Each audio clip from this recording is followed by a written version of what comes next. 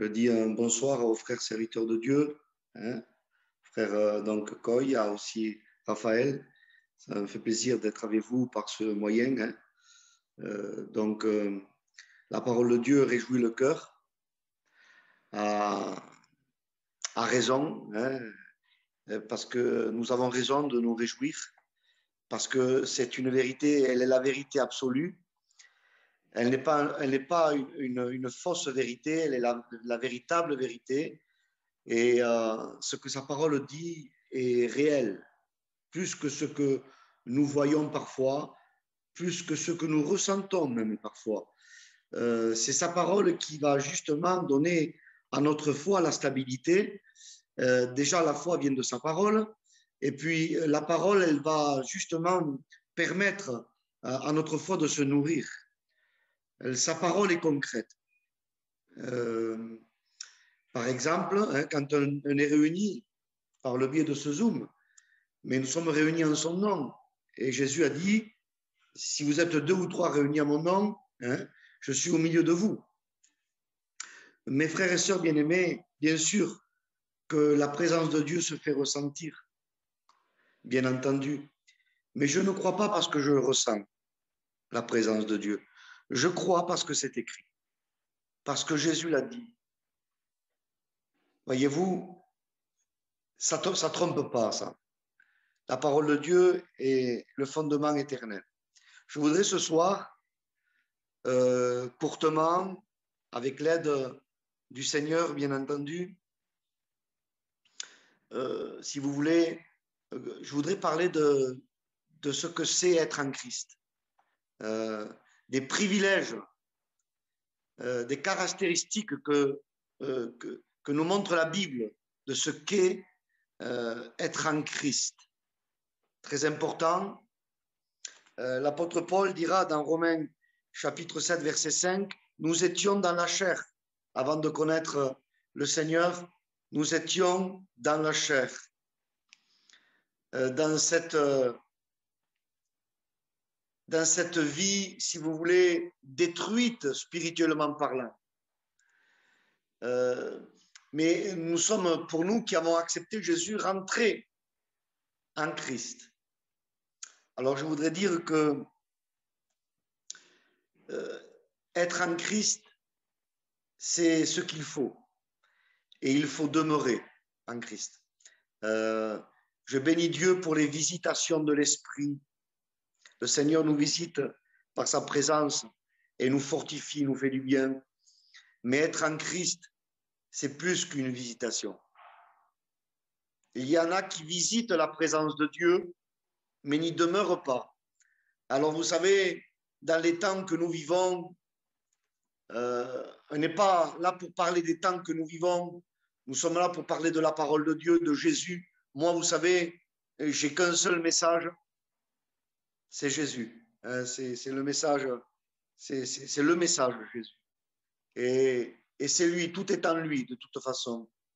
Alors, vous savez, le Seigneur va nous inviter en Jean 15 et va répéter un mot important, un verbe important. Et je voudrais ce soir encourager le peuple de Dieu et je voudrais qu'on s'encourage mutuellement. Jésus va dire « Demeurez en moi ». Si vous demeurez en moi et que mes paroles demeurent en vous. Et ce verbe « demeurer », il va le répéter plus de 10 fois dans le chapitre 15 de Jean. Donc ça veut dire que s'il y a une répétition d'un même verbe, si tant de fois dans un seul chapitre, c'est que c'est vraiment important. Il y a une amplification, voyez-vous, et il est temps véritablement de rester en Christ, de demeurer en Christ. Et je prêche simplement ce soir, et pour ceux qui nous écoutent peut-être, qui sont peut-être à côté de Christ, parce que vous savez, être à côté de Christ, c'est très bien, mais ça ne suffit pas. Ce n'est pas assez près d'être à côté. Il faut être en Christ. Et ça, c'est important. Vous savez, je donne souvent cet exemple dans le livre de la Genèse. Je voudrais poser mes mots ce soir. Et mon but, ce n'est pas de vous dire beaucoup de choses. Parce qu'on s'aperçoit qu'on a besoin d'analyser ce qui est dit tranquillement. Je ne suis pas là non plus ce soir pour vous apporter un beau message. On est là pour ensemble se faire du bien, voyez-vous. Donc, dans le livre de la Genèse, il y a cette arche que Noé avait construite avec les dimensions de Dieu, bien entendu. Et quand le déluge est venu, vous savez, même ceux qui touchaient l'arche de l'extérieur, mais qui n'étaient pas dedans, malheureusement, étaient pris par le déluge qui était la colère de Dieu, le jugement de Dieu. Eh bien, vous savez, être à côté de Christ ne suffit pas pour être protégé. Protégé de quoi? Protégé de la colère de Dieu. Parce que Dieu est saint et Dieu est amour. Et l'apôtre Saint Paul dira en Romains, je pense que c'est le chapitre 11, il va dire « Considérez la bonté de Dieu, mais considérez aussi sa sévérité ». Voyez-vous, l'évangile de Jean, chapitre 3, va nous parler de Jean 3,16, je le connais très bien, mais plus bas, quand on lit, il est écrit ainsi, et c'est Jésus qui le dit. C'est Jésus qui dit ça à Nicodème. Vous imaginez, à ce docteur de la loi, il va dire, celui qui croit au Fils a la vie, mais celui qui ne croit pas au Fils n'a pas la vie. Mais quoi? La colère de Dieu demeure. Il ne dit pas que la colère de Dieu passe. La colère de Dieu demeure, c'est-à-dire c'est quelque chose de concret, de permanent. Sur cette personne qui n'a pas le Fils, qui ne croit pas au Fils, qui ne se réfugie pas en Christ. Voyez-vous, donc c'est vraiment le symbole de l'arche de Noé. Il faut rentrer dedans et qu'on puisse ressentir un appel ce soir. Vous savez, ça me va très bien, moi, de ne pas connaître ceux qui écoutent. Je sais qu'il y a majoritairement, certainement, beaucoup de frères et sœurs en Christ. Mais même si nous sommes en Christ, et je sais que vous êtes dans l'arche comme moi, par la grâce de Dieu, mais c'est bon quand même de l'entendre. Il y a un appel à rentrer et un appel à demeurer.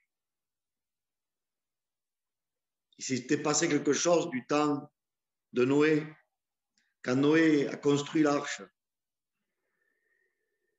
Tous les animaux ont été attirés à l'intérieur de l'arche. Ils ont été appelés par Dieu à l'intérieur de l'arche. Et je dis ce soir, s'il y aurait ne serait-ce qu'une seule personne qui n'est pas encore dans l'arche, qui est Jésus, que tu puisses puissamment ressentir cet appel de Dieu et que tu puisses obéir ce soir à cet appel de Dieu, à rentrer à l'intérieur, là où il y a la sécurité, amen, là où il y a l'espérance, là où il y a la vie éternelle. Romains, chapitre 8, verset 1er, Paul va dire, il y a maintenant, aucune condamnation pour ceux qui sont en Jésus-Christ. C'est important. Paul ne dit pas il n'y a plus de condamnation pour ceux qui sont à côté de Jésus. Non, Paul dira il n'y a plus de condamnation pour ceux qui sont en Jésus-Christ, qui demeurent aussi en Jésus-Christ. Car vous vous souvenez des paroles de Jésus, Jean 15, verset 7, il me semble, si vous demeurez en moi et que mes paroles demeurent en vous, pour que nous gardions, pour qu'il y ait toujours un lieu pour nous en Christ, il faut que la parole de Christ demeure toujours dans nos cœurs, que nous gardons toujours la place à la parole en nous, pour que nous puissions toujours avoir cette place en Christ. Christ et sa parole sont indissociables. Jean, chapitre 1, nous dira, en elle est la vie, et la vie est la lumière des hommes, et la lumière brille dans les ténèbres. En elle, amen, et la vie. Qui c'est? C'est la parole. En elle. Et vous savez, la parole, bien sûr que c'est la Bible, mais plus précisément, la parole, c'est Jésus. Apocalypse, chapitre 19, nous dit son nom est la parole de Dieu. Il dit qu'au commencement était la parole, et la parole était avec Dieu, et la parole était Dieu. La parole, c'est le Christ. Il est lui-même la parole. Et la Bible dit qu'en elle, en lui est la vie. En dehors de lui, il n'y a pas la vie. Cette vie éternelle, car Dieu a tant aimé le monde qu'il a donné son Fils unique, afin que quiconque croit en lui ne périsse pas, mais qu'il ait la vie éternelle. La vie éternelle, c'est une vie infinissable, mais ce n'est pas simplement une durée, c'est une qualité de vie. La vie éternelle, ce n'est pas simplement la durée, c'est la qualité. Une vie de sainteté, une vie d'amour, une vie de justice, une vie de puissance, une vie de force, une vie d'espérance, amen, une vie de réconciliation, une vie de construction permanente. Alléluia. C'est tout le contraire de la vie du monde. Et c'est cette vie-là, et sa vie, cette vie, hein, c'est Jésus. Jésus a dit, je suis le chemin. C'est très simple ce que je vous prêche ce soir. Mais pourquoi se compliquer en même temps, hein? Je suis le chemin, la vérité et la vie. Et nul ne vient au Père que par moi. Je voudrais qu'on comprenne déjà, je fais une entrée en matière ce soir, que nous puissions ressentir cet appel puissant de la parole de Dieu. Il y a un texte merveilleux dans les psaumes, je voudrais le lire avec vous. Psaume 91, verset 1er. Je fais la lecture avec vous ce soir. Il dit comme cela, gardez à l'esprit d'être en Christ, c'est important. Celui qui demeure sous l'abri du Très-Haut repose à l'ombre du Tout-Puissant. Je dis à l'Éternel mon refuge et ma forteresse, mon Dieu en qui je me confie. Mon Dieu en qui je me confie. Celui qui demeure sous l'abri du Très-Haut repose à l'ombre du Tout-Puissant. Bien sûr, vous savez, ce texte-là peut être compris en général que Dieu protège son peuple. Mais vous savez, le Messie, Jésus, va donner à l'Écriture un accomplissement dans toute sa profondeur. Et pour ne pas se tromper, vous savez, dans l'Ancien Testament, il faut mettre Jésus partout. Et précisément, l'abri du Très-Haut, celui qui nous protège, la maison de Dieu, c'est l'Église, c'est l'Assemblée de Dieu. Nous qui avons reçu cette nouvelle naissance, nous devenons le temple de Dieu, bien entendu. Mais prioritairement, avant ça, la maison de Dieu, c'est Jésus. Il est le temple de Dieu, il est la maison de Dieu, il est l'habitation de Dieu. Et reposer sous l'abri du Très-Haut et à l'ombre du Tout-Puissant, c'est être en Christ. Et vous avez remarqué encore, il y a ce verbe, celui qui demeure, amen, sous l'abri du Très-Haut, repose à l'ombre du Tout-Puissant. La présence de Christ, la présence de Dieu veut nous faire reposer dans ce temps difficile où il y a beaucoup d'informations négatives. On a besoin, alléluia, de se réfugier à l'ombre de sa présence, dans cette sécurité en Christ. Et ce texte du psaume 91 trouve toute sa force, tout son accomplissement en Christ, parce qu'il va parler de l'abri du Très-Haut. Le psaume 90 aussi, verset 1er, Moïse va dire, c'est le psaume de Moïse, il y en a qu'un dans les psaumes, il va dire, Seigneur, tu as été pour nous un refuge Le mot refuge est traduit par Louis II, mais en hébreu, Maon, ça veut dire tu as été pour nous une demeure. Tu as été pour nous une habitation. Vous imaginez, Moïse est en train de dire à Dieu, tu as été pour nous une habitation. Par quel moyen? Vous savez, il y a là ce qu'on appelle la typographie de l'Ancien Testament et le tabernacle du temps de Moïse était une typographie de Jésus. Jésus venant au milieu de l'humanité et on trouve cet accomplissement dans toute sa profondeur dans Jean chapitre 1 verset 14 et la parole a été faite chair, elle a tabernaclé. Et Jésus est ce tabernacle. Souvenez-vous de l'Apocalypse, il dit voici le tabernacle de Dieu avec les hommes. C'est important. Et tout cet Ancien Testament, tout ce symbolisme messianique, Jésus a accompli parfaitement. En lui, tout est accompli. Et il dit, tu as été pour nous une habitation, ce qu'il y a de merveilleux. Vous savez comment commence la Bible? La Bible commence par une lettre. Et je vous rassure ce soir, je ne veux pas vous embêter avec l'hébreu, mais la première lettre de l'écriture, c'est quand même important. C'est la lettre bête qui veut dire la maison, bayit. C'est-à-dire que Dieu commence à partir de la maison. Dieu commence à créer à partir de la maison. Le texte dit de Jean, toujours chapitre 1, que tout a été créé par lui et pour lui. Qui c'est par lui? Par Jésus. Par Jésus qui est l'image du Dieu invisible, la maison de Dieu, le temple de Dieu, le tabernacle de Dieu. C'est par lui que tout a été créé, par la parole. Le mot grec logos, c'est la parole matérialisée. Car Jésus, avant son incarnation en chair, il préexistait de toute éternité, bien entendu, mais il se manifestait à travers l'ange de l'Éternel, qui était ce qu'on appelait les théophanies, manifestations de Dieu visibles. Il y avait déjà, si vous voulez, un aspect corporel multiple, tantôt dans du feu, tantôt dans forme angélique, tantôt en plein de choses. On pourrait énumérer plein de choses.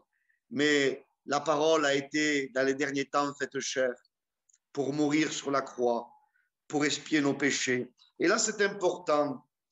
Le texte dit, celui qui demeure sous l'abri du Très-Haut repose à l'ombre du Tout-Puissant. Bethsel en hébreu ou Bethselem, ça veut dire à l'image aussi de Dieu. Quand Dieu crée l'homme, il dit qu'il le crée à l'image de Dieu. Alléluia. Et c'est le même mot hébreu, c'est important. Bethselem, Elohim, Bara, Otto. Il le crée à l'image de Dieu. Il le crée, Bethselem, il le crée à son ombre.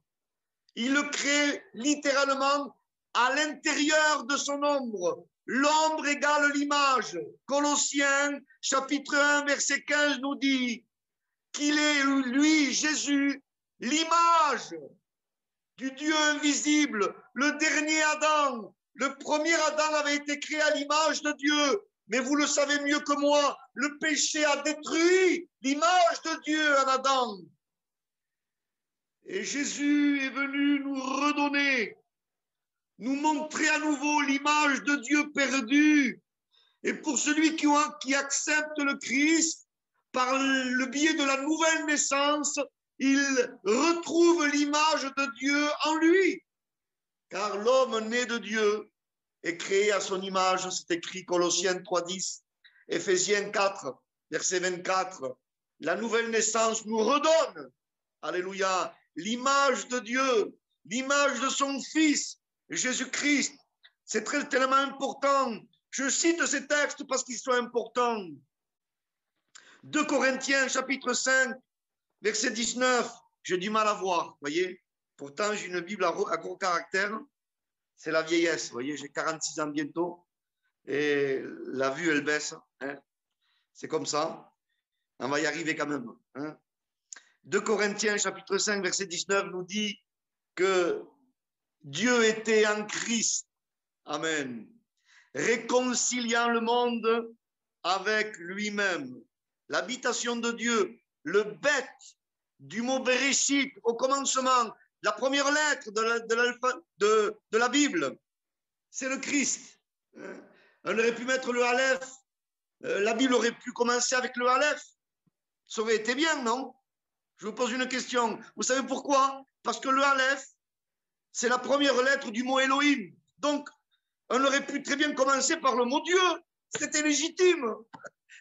En vérité, c'était la logique que la Bible commence dans le texte original avec le mot Elohim. Donc, il y aurait eu la première lettre, ça aurait été le Aleph, la lettre de Dieu, valeur numérique 1. Mais Dieu dit non. La première lettre, ça sera la maison. Parce que je vais tout créer à partir de la maison. Et la maison, c'est le Christ. C'est tellement important. 1 Timothée, chapitre 3, verset 16, nous dit, Paul va dire, le mystère de la piété est grand. Dieu a été manifesté en chair, que Dieu soit béni. Colossiens, chapitre 2, verset 9, nous dit, en lui, en Jésus, réside, amen, corporellement, toute la plénitude de la divinité. Le symbolisme de l'Ancien Testament, le tabernacle, le temple. Permettez-moi de parler quelques secondes de ça. Le tabernacle et le temple sont deux typographies de Jésus. Le tabernacle, c'est la venue du Messie souffrant et mourant à la croix. Pourquoi? Le tabernacle, c'est une tente, une habitation qui n'est pas permanente, qui va donc mourir. C'est vraiment l'image de Jésus à la croix. Le temple de Salomon, c'est sa résurrection avec le même corps qui est glorifié. Et ce corps ressuscité ne meurt plus. C'est la durabilité du temple. Donc, comprenez ce soir, le tabernacle, la venue du Messie souffrant, ni beauté, ni éclat, le temple, la résurrection du Christ, et il reviendra en gloire en étant, alléluia, ce temple extraordinaire, lumineux, en parousia, venu visible dans toute sa gloire, alléluia. Donc, on voit les deux aspects, si vous voulez, de la venue de Jésus. Donc, c'est important. Et nous, aujourd'hui, nous sommes encore sous ce tabernacle. Souvenez-vous de ce que dit Paul. Tant que je suis sous cette tente, il appelle son corps la tente. C'est exactement ce qu'on appelait le tabernacle. Ohel Moed en hébreu, la tente de la rencontre. Donc, une tente, vous savez, je reconnais des amis. On a été en caravane ensemble. Et devant la caravane, il y a la toile, l'auvent. Vous avez vu un auvent, hein, avec le soleil, la pluie, au bout d'un moment, ça se flétrit. C'est pas durable. Mais voyez, c'est des aspects. Nous sommes dans un corps, mais nous connaîtrons bientôt pour les chrétiens, écoutez bien, une résurrection. Comme Christ est ressuscité pour ne plus jamais mourir, nous ressusciterons aussi avec un corps glorieux comme Jésus a. Et la Bible dit, nous serons semblables à lui. Que Dieu soit béni. C'était écrit dans le psaume 40, verset 7. Tu n'as voulu ni sacrifice ni offrande, prophétie messianique, mais tu m'as percé l'oreille, symbolisant l'esclave qui ne veut plus partir de la maison de son maître parce qu'il avait laissé quoi? De la famille qu'il aimait. Parce que normalement, un esclave pouvait être libéré au jour du jubilé. Il pouvait retourner dans ses propriétés et sortir de la maison de l'esclavage. Mais quand l'esclave ne voulait pas sortir et rester dans la maison de son maître lui perçait l'oreille sur le battant de la porte. Et c'est exactement la prophétie messianique. Tu m'as percé l'oreille. Et Hébreux, chapitre 10, verset 5, la Septante, traduction grecque de l'Ancien Testament, va dire ainsi, va traduire le psaume 40, verset 7. Tu m'as percé l'oreille. Vous savez comment ils traduisent ça? Mais c'est voulu par le Saint-Esprit. Tu m'as formé un corps. La corporalité humaine. Comme le fait d'avoir l'oreille percée était une appartenance pour toujours, ça va de pair avec la formation du corps que Jésus a revêtu. Il s'est incarné dans un corps. Vous êtes avec moi? Il s'est incarné dans un corps, Jésus. Il est né d'une femme. Il a grandi comme un simple homme. Il est mort à la croix. Mais avec ce même corps, il est ressuscité pour ne plus jamais mourir. C'est-à-dire que Jésus a introduit un écrin qui est le corps, dont il s'en désincarnera jamais plus. Parce que, comme un vieux cantique qu'on chantait aux assemblées de Dieu à l'époque, il est un homme dans la gloire. Amen. C'est Jésus de Nazareth. Et ce corps glorieux, parce que Jésus, c'est l'homme glorifié dans le ciel. L'agneau symbolise l'humanité de Jésus, l'agneau. Alléluia. Et l'agneau ne passera jamais. Vous imaginez, le dernier chapitre de la Bible nous parle du trône de Dieu et de l'agneau. Oui, il veut vivre avec nous pour toujours. Alléluia. Extraordinaire. La Bible nous apprend donc, parce que Jésus est pleinement Dieu aussi, il est 100% Dieu et 100% homme, et il a glorifié l'humanité en lui-même, tout est réconcilié. La nature divine et la nature humaine ont été réconciliées. C'est ce que prophétisaient les premiers chapitres de la Bible. Vous êtes avec moi? Je ne suis pas trop lourd pour l'instant. Accordez-moi quelques minutes de plus précieuses, s'il vous plaît. Les premiers chapitres de la Bible nous disent: au commencement, Dieu crée le ciel et la terre. Au commencement, Dieu crée le ciel et la terre pour que le ciel et la terre soient réconciliés.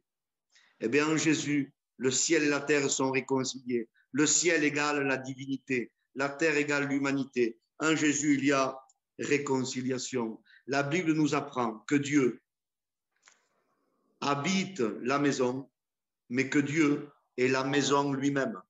C'est incroyable. Ça paraît paradoxal. Dieu est là pour investir la maison, mais il est lui-même la maison par le moyen de son Fils. Extraordinaire. C'est écrit, tout ce que je vous dis est écrit, bien entendu. Apocalypse 21, verset 22, il dit que la nouvelle Jérusalem n'a plus besoin de temple. Pourquoi? Le Seigneur est l'agneau et son propre temple. Amen. Important. Béni soit le Seigneur. Donc, voyez, je continue juste quelques minutes de plus pour démontrer la nécessité de comprendre, de réaliser qu'aujourd'hui, on n'a besoin que d'une seule maison. Il y a plusieurs maisons où les chrétiens vivent. Ils vivent dans des caravanes, certains vivent dans les maisons, certains vivent dans des HLM, béni soit Dieu. Ce n'est pas un souci. Il y en a qui vivent sous des tentes encore. Mais ça, ce n'est pas grave, ça. Il y a plusieurs églises. L'église de l'Île-sur-Sorgue, moi je suis à côté de Revel, c'est une autre locale. À Perpignan, il y a 12 ou 13 églises, des locaux différents. Mais dans tout ça, il n'y a qu'une seule maison. C'est Christ. Amen. Là, tout est réconcilié. Voyez-vous, je voudrais vous dire aussi que l'approche qu'a Nicodème, une approche extraordinaire. Il vient voir Jésus de nuit dans Jean 3, vous connaissez le texte.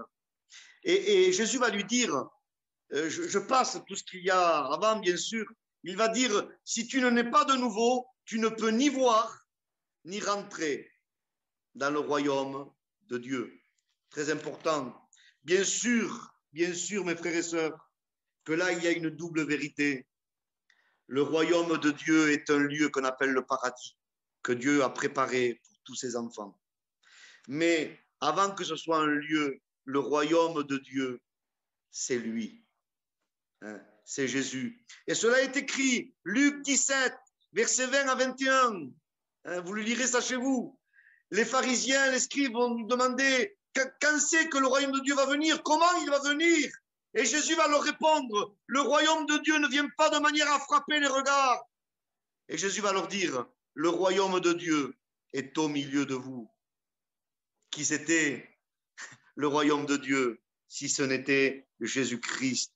Tellement important. Jésus va dire dans Jean 14, verset 1, un texte important qui va parler même de l'enlèvement de l'Église.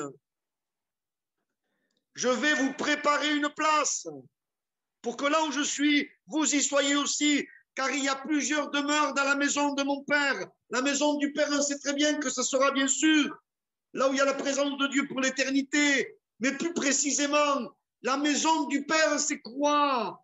Eh bien, Matthieu 21, verset 13 nous répond. Quand Jésus vient purifier le temple d'Hérode, il va dire, il est écrit, ma maison sera appelée une maison de prière pour toutes les nations. La maison de Dieu, la maison du Père, c'est le temple.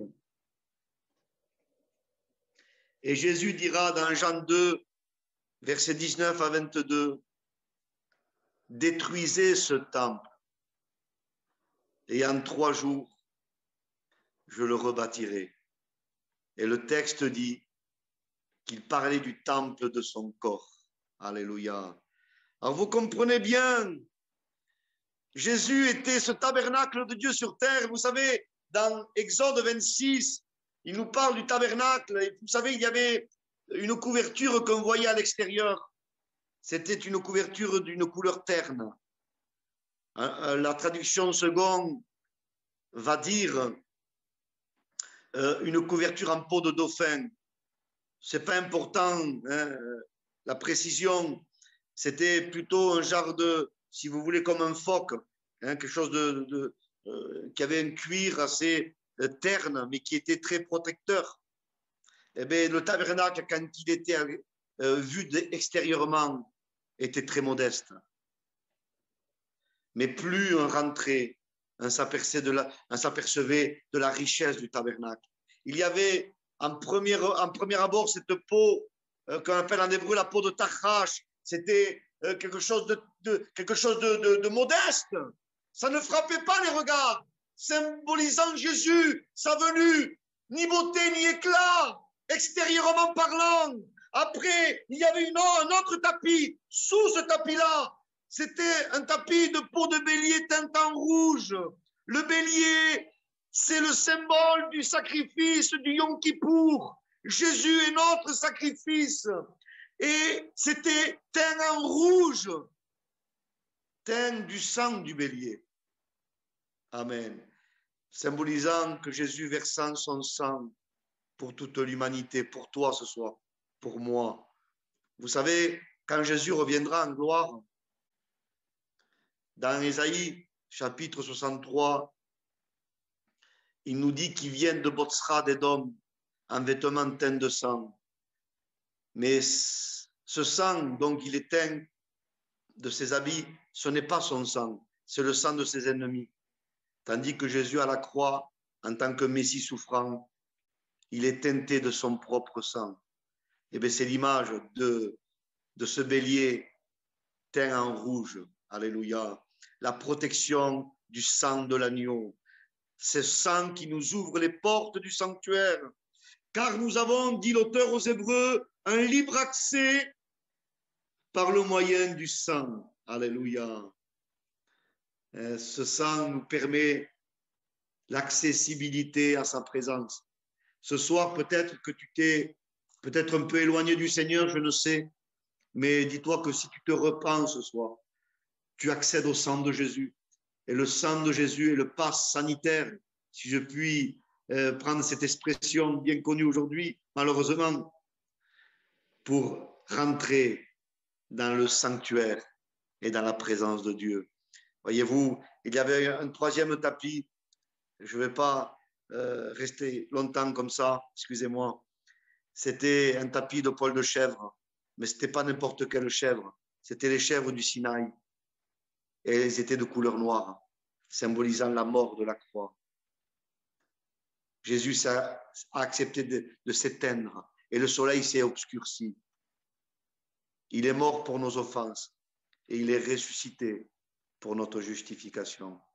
Et la dernière tenture était faite avec des chérubins symbolisant la présence, le trône de Dieu, ceux qui gardent le trône de Dieu et la présence de Dieu, avec les multiples couleurs de Christ. Il y aurait trop à dire. L'or qu'il y avait à l'intérieur. Et je reviens dans notre verset. Jésus est en train de dire à Nicodème, tu me vois, Nicodème, mais tu me vois mal. Pourtant, Nicodème lui avait dit, nous savons que tu es un docteur venu de Dieu. Oui, mais tant qu'on voyait Jésus de l'extérieur, on le voyait comme la première repos du tabernacle, quelque chose de modeste. Mais Jésus était en train de dire aussi à Nicodème, si tu rentres en moi par la nouvelle naissance, tu verras ce qu'est le royaume de Dieu. Tant que tu me vois extérieurement, Nicodème, pour toi, je suis comme un rabbin, comme un docteur parmi tant d'autres.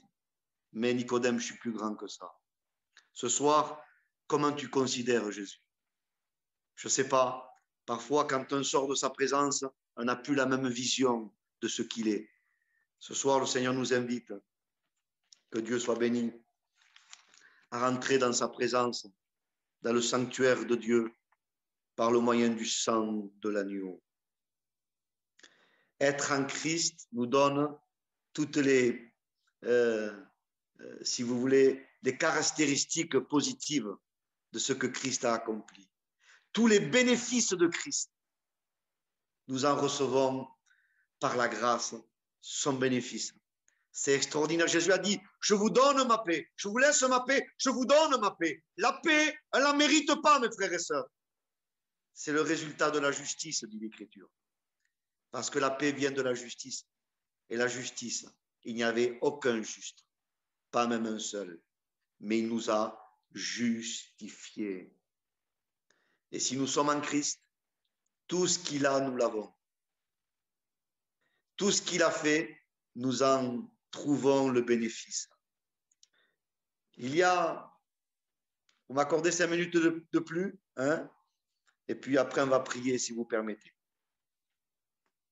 Vous ne me voyez pas là, je suis assis au milieu de vous, mais je cours à 100 à l'heure. Hein? Ce n'est pas le but. Hein? Il y a un verset extraordinaire. Je voudrais que vous soyez à l'écoute ce soir. Dans Hébreux chapitre 10, Hébreux 7, verset 10, il nous parle, si vous voulez, d'Abraham. Voilà. Il nous parle d'Abraham qui va payer la dîme à Melchisédek. Texte extraordinaire. Et combien, si vous voulez, l'auteur aux Hébreux donne de l'importance à Melchisédek, qui est un type de Jésus, n'est pas Jésus, hein, Melchisédek, c'est un type de Jésus, parce qu'il était sacrificateur et il était roi de Salem. C'est ce que Jésus est. Il est le souverain sacrificateur et il est le roi des rois, hein, le Seigneur des seigneurs. Seul le Messie pouvait être les deux. Il y a des gens qui se sont pris pour des messies en Israël, parce que pour être sacrificateur, il fallait descendre de Lévi. Pour être roi, il fallait descendre de Juda. Donc, si vous voulez, il fallait 2 hommes, 2 tribus différentes pour remplir les 2 fonctions. Mais Jésus remplit les 2, lui en lui-même. Et souvenez-vous de Saül, il était roi. Il a voulu offrir comme un sacrificateur. Et sa royauté a été retranchée. Souvenez-vous d'Ozias. Il était roi. Il a voulu rentrer dans le temple. La lèpre a éclaté sur son front. Ce n'était pas les messies. Ce n'était pas des messies. Seul le Messie pouvait être les deux. Et c'était prophétisé. Zacharie, vous le lirez, chapitre 6, verset 13. Il parle du Messie et il dit, il sera sacrificateur sur son trône. Amen. C'est-à-dire, il sera sacrificateur, il sera roi. Et donc, Melchisédek est grand, tellement grand qu'il bénit Abraham. Et comme dit l'auteur aux Hébreux, c'est le supérieur qui bénit l'inférieur. Et pourtant, c'est Melchisédek qui a béni Abraham, pas rien. Et c'est Abraham qui a donné la dîme de tout à Melchisédek. Et je vous dis tout ça pourquoi? Parce que l'auteur aux Hébreux va dire que quand Abraham a payé la dîme à Melchisédek, à travers Abraham, Lévi l'a payé. Vous imaginez, Lévi était, si vous voulez, l'arrière-petit-fils d'Abraham. Et ce n'est pas Lévi. Lévi n'était pas né. Mais comme Lévi était dans les reins d'Abraham, ce qu'Abraham a fait, Lévi l'avait fait. Je vous dis ça pourquoi? Comme aujourd'hui nous sommes en Christ. Alléluia. Et c'est ce que dit Paul aux Romains. Il le dit aussi aux Galates, chapitre 2, verset 20. Il dit, je suis crucifié avec Christ. Celui qui est en Christ est crucifié au monde. Quand Christ est ressuscité, comme Christ a été crucifié, nous le sommes aussi. Souvenez-vous, alléluia, Éphésiens, là où il est, nous sommes. Ce qu'il est, nous sommes. Tel il est, tel nous sommes, parce que nous sommes en lui. Éphésiens 2, verset 6, nous dit, il nous a ressuscités ensemble et nous a fait asseoir ensemble dans les lieux célestes en Jésus-Christ, parce que Jésus s'est assis à la droite de Dieu, comme nous sommes en lui, nous y sommes aussi. Et ça, c'est la réalité biblique. Alléluia. Il nous a ressuscités ensemble et nous a fait asseoir ensemble dans les lieux célestes en Jésus-Christ. Éphésiens 2, verset 10 nous dit que nous avons été créés en Jésus-Christ, une nouvelle création. Béni soit le Seigneur. Il nous a créés à la croix. La croix était un acte créateur. Et je pense que je vous en ai parlé à Avignon ou à Cavaillon. Vous savez, Jésus à la croix est resté 6 heures agonisant. Il est mort prématurément. Mais pourquoi il est resté 6 heures? Pourquoi pas 5 heures? Pourquoi pas 7 heures? Parce que le chiffre 6, en 6 jours, Dieu a créé le ciel et la terre. C'était le symbole d'une nouvelle création. Et c'est ce que nous déclare Paul en Éphésiens 2, 10. Nous avons été créés à l'intérieur de Jésus-Christ. En Jésus-Christ. Parce qu'en Jésus-Christ, il n'y a maintenant aucune condamnation. Nouvelle création. Alléluia. Acte créateur. Jésus a triomphé à la croix. Écoutez bien. Et son triomphe est le nôtre. Amen. Son triomphe est le nôtre. Béni soit Dieu. On ne voyait rien à la croix, mais il y avait un monde invisible extraordinaire. Je vous ai parlé de la typographie de l'Ancien Testament et je vais bientôt finir. Je voudrais donner à mes frères et sœurs bien-aimés, par la parole, bien sûr, le courage, des forces spirituelles. Et s'il n'y a que la parole qui puisse nous donner ça. Un type de Jésus, alors je voudrais vous dire que la typographie des hommes de Dieu de l'Ancien Testament, ce sont des types dans leur qualité. Mais Jésus était l'accomplissement parfait de ces qualités-là, mais pas dans leurs défauts, bien entendu. Mais la typographie de l'Ancien Testament, un type, c'est Samson. Samson, il dit que dans sa mort, il a tué plus d'ennemis que de son vivant. Et qu'est-ce qu'a fait Samson? Vous avez peut-être, vous l'avez lu dans la Bible, certains ont vu peut-être le film. Il a passé devant 2 poteaux et il s'est arc-bouté dans 2 poteaux. Il a brisé 2 poteaux pour que l'édifice retombe sur ses ennemis. Eh bien, écoutez, c'est exactement ce que Jésus a fait à la croix. Il a été crucifié comme ça, il était arc-bouté. Et vous savez ce qu'il y avait dans le monde invisible à la croix? Il y avait 2 poteaux invisibles que Jésus a brisés. Je voudrais m'arrêter ce soir. On va prier. Je dis simplement ça. Le premier poteau, c'était le péché. Et le second, c'est la mort. Et Jésus à la croix a brisé ces 2 poteaux. Et l'édifice est tombé sur Satan et sur toutes ses armées. Il a triomphé à la croix. Il les a livrés en spectacle, en triomphant par la croix. Jésus a vaincu la mort. Jésus Amen. À désarmer la mort. Parce que la mort n'avait qu'une arme. Vous savez laquelle? Le péché. L'aiguillon de la mort, c'est le péché. Mais comme Jésus n'a jamais péché, il a brisé l'arme de la mort. C'est pour ça qu'il dit que comme Christ est ressuscité, nous ressusciterons aussi. Amen. Et il dit que la mort n'a pas pu le retenir parce que Jésus est sans péché. Alléluia. Et la mort n'avait plus d'efficacité contre Jésus-Christ. Béni soit son saint nom. 1 Corinthiens chapitre 1 verset 30 nous dit qu'il a été fait pour nous sagesse, justice, sanctification et rédemption. En lui, nous avons la sagesse, la justice, la sanctification et la rédemption. Tout se trouve en lui. 1 Corinthiens 15, verset 22 nous dit,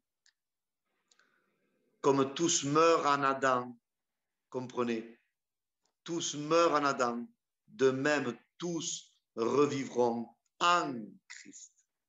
Béni soit Dieu.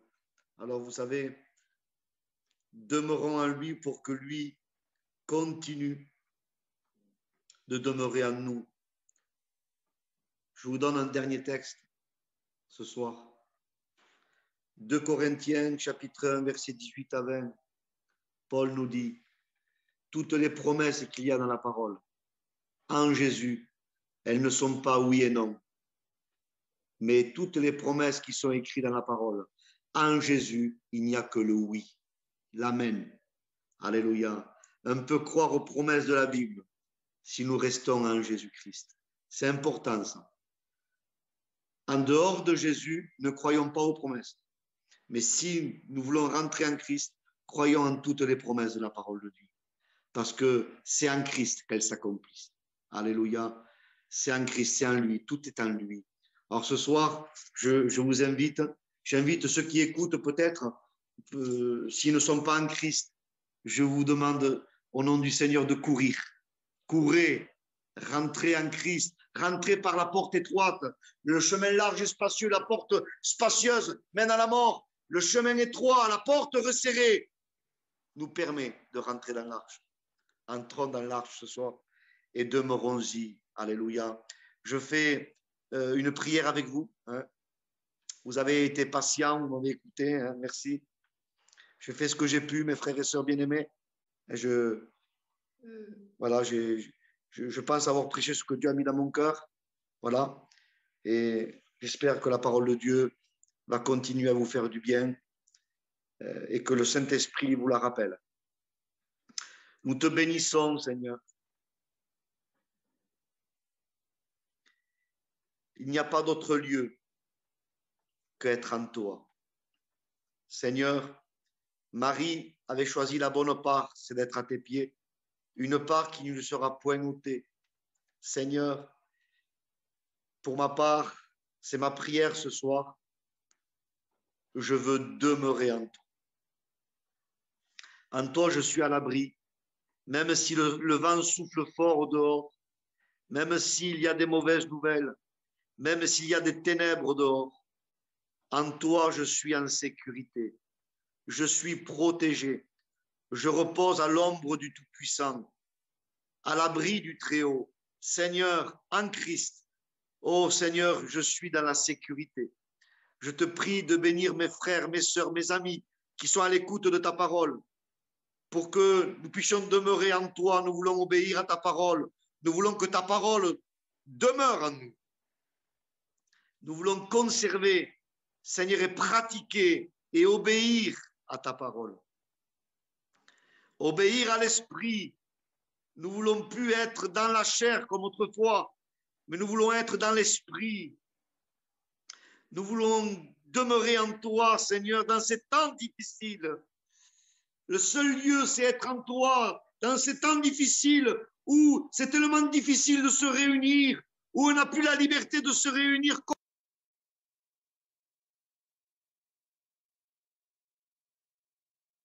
Promets, Seigneur, d'être en toi. Tu nous promets que cette place ne pourra point nous être ôté. Seigneur, on n'a plus parfois cette liberté de se réunir, mais tu nous promets que, Seigneur, aucun virus, aucune pandémie ne peut nous faire sortir de toi si nous, on le désire, Seigneur, on peut demeurer et être dans cette sécurité. Oh Seigneur, merci de nous bénir ensemble. Anime-nous d'une onction fraîche venant de toi, dans le nom merveilleux et glorieux de Jésus. Amen. Merci aux frères, que Dieu vous bénisse. Merci pour votre patience. Amen.